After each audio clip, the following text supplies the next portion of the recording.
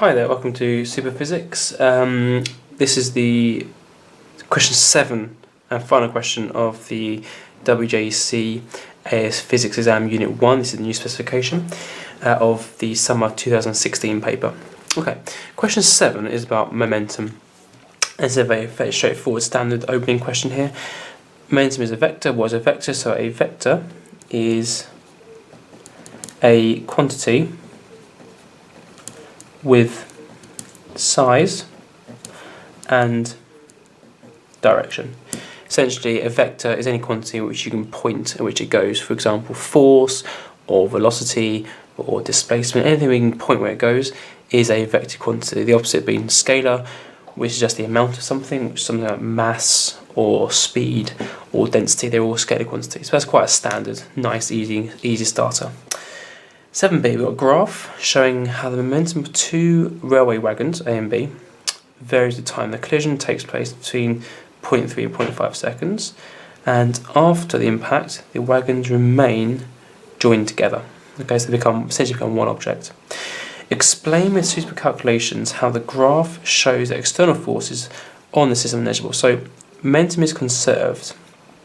So the initial momentum is the same as the final momentum, providing no external forces act. So the initial momentum, pi, that's the symbol for momentum, equals final momentum, providing no external forces act.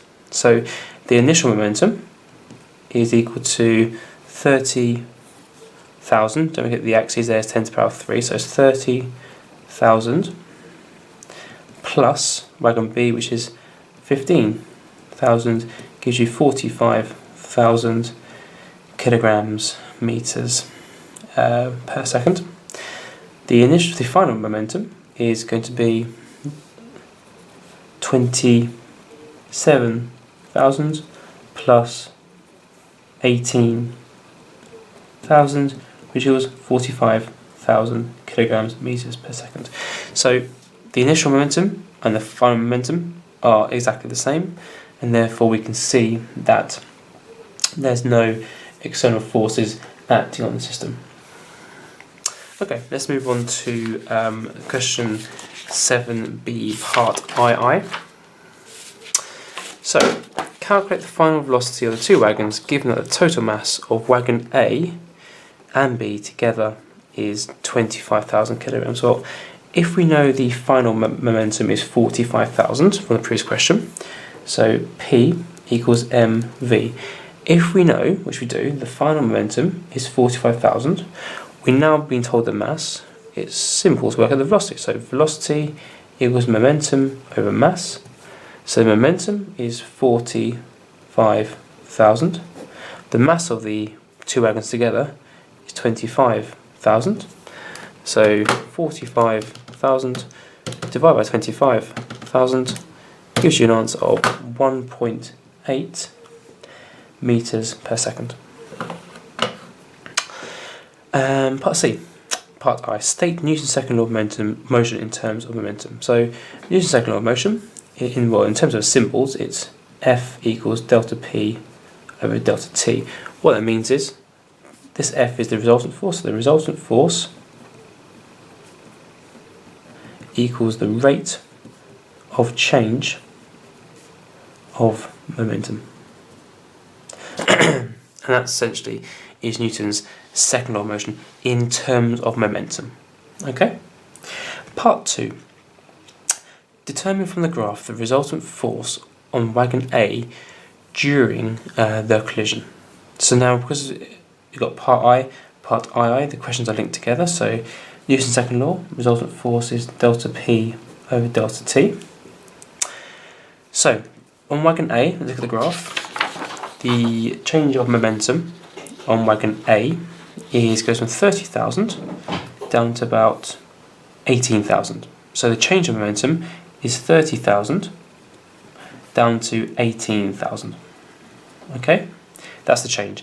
And it takes between 0.3 to 0.5 seconds, so the change of time there is 0.2 seconds.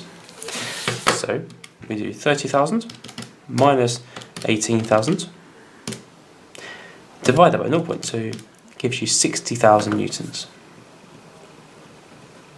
And that would be the resultant force on wagon A during the collision. Part 3. The force experienced by wagon B during the collision is equal and opposite to the force experienced by wagon A. So whenever we see the words equal and opposite, we should only think of one thing really, and that's Newton's third law. State which law of motion this is, and an example of, and explain how the graph confirms this. So it's going to be an example of Newton's third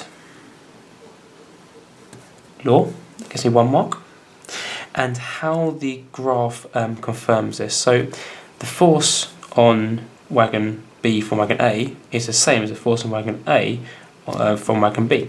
So the two forces are the same. The graph, and we need to explain how the graph shows this. So looking at the graph,